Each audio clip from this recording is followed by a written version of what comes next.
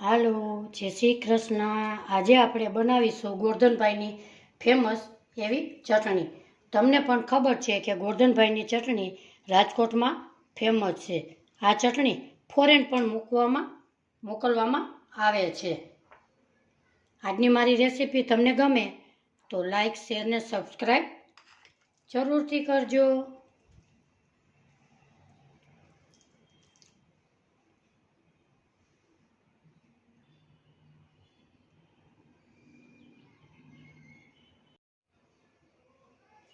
સૌ પ્રથમ આપણે મરચાં જોઈ લઈએ. આપણે કેવા મરચાં લેવા જોઈએ.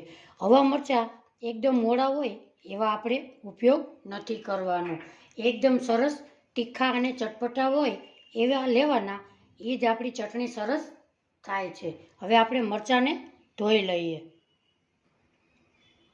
મરચાંમાં દવાનો છંટકાવ સરસ વધારે હોય છે, માટે મરચાંને આપણે ધોઈને જ ઉપયોગ કરવાનો છે.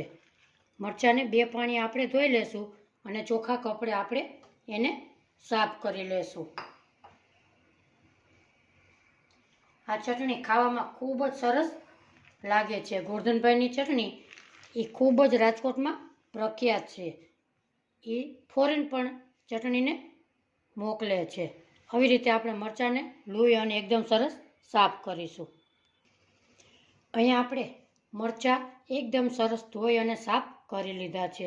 મરચાં તમારે તીખા હોય એવો જ ઉપયોગ આમાં ચટણીમાં કરવાનો છે. ચટણી સરસ ચટપટી એવી બને છે. આવી રીતે આપણે બધા મરચાંના કટકા કરી લઈએ.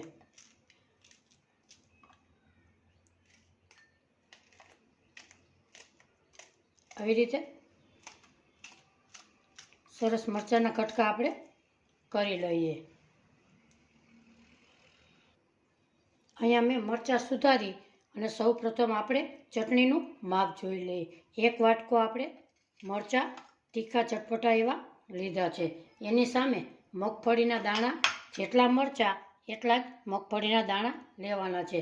એને આપણે હલકા હલકા રોસ્ટ કરી લઈએ. અહીંયા મેં ગેસ ઉપર એક પેન મૂકેલી છે. એમાં નાખીશું મગફળીના દાણા.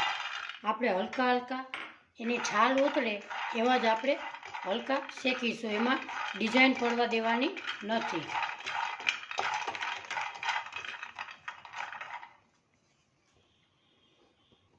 આપણા દાણા હલકા એવા આપણે શેકી લીધા છે. આપણે જોઈ શકીએ છીએ કે મગફળીના ફોતરા આવી રીતે સહેલાઈથી ઉખડી જાય છે.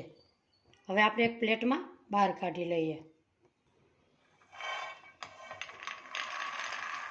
એને આપણે 2 મિનિટ ઠંડા થવા દેશું અને પછી ફોતરી આવી રીતે સહેલાઈથી ઉખેડી લેશું. તમે જોઈ શકો છો અહીંયા માંડવીના ફોતરા આપણે હટાવી લીધા છે.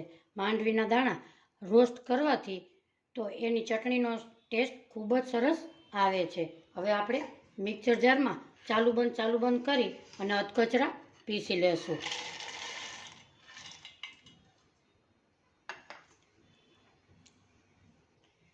આપણા મગફળીના દાણા અધકચરા એવા આપણે પીસી લીધા છે. હવે એક આપણે બાઉલમાં કાઢી લઈએ.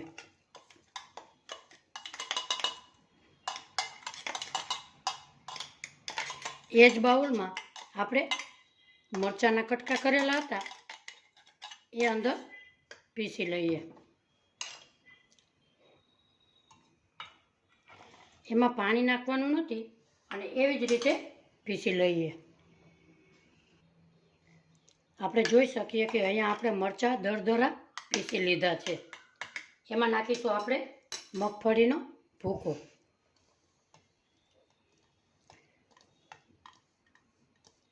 ભૂકો બધોય આપણે ઉમેરી દીધો છે. હવે નાખીશું એમાં મસાલા. થોડી હિંગ, સ્વાદ પ્રમાણે મીઠું, અડધી ચમચી સંચળ પાવડર, અડધી ચમચી હળદર. ગોરધનભાઈની ચટણી હંમેશા પીળી જ હોય છે. એમાં નાખીશું આપણે ખટાશ માટે 2 લીંબુનો રસ કાઢેલો છે. એને આપણે પીસી લઈએ. આપણે અહીંયા ચટણી એકદમ દરદરી પીસાઈ ગઈ છે. આ ચટણી ખાખરા, થેપલા, દાળ ભાત હારે તમે એન્જોય કરી શકો છો. તમે બહાર ફરવા જાઓ ત્યારે પણ તમે ડબ્બામાં ભરી અને લઈ જાઓ છો. આ ચટણી 1 મહિના સુધી તમે ફ્રીજમાં સ્ટોર કરી શકો છો. ખરાબ થતી નથી. હવે આપણે સર્વ કરીએ.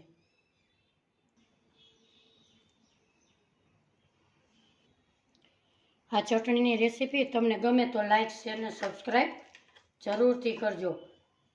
ચટણીની રેસીપી કેવી લાગી કોમેન્ટ બોક્સમાં જરૂરથી જણાવજો. ફરી મળીશું એક નવી રેસીપી સાથે. ત્યાં સુધી બધાને મારા જય શ્રી કૃષ્ણ.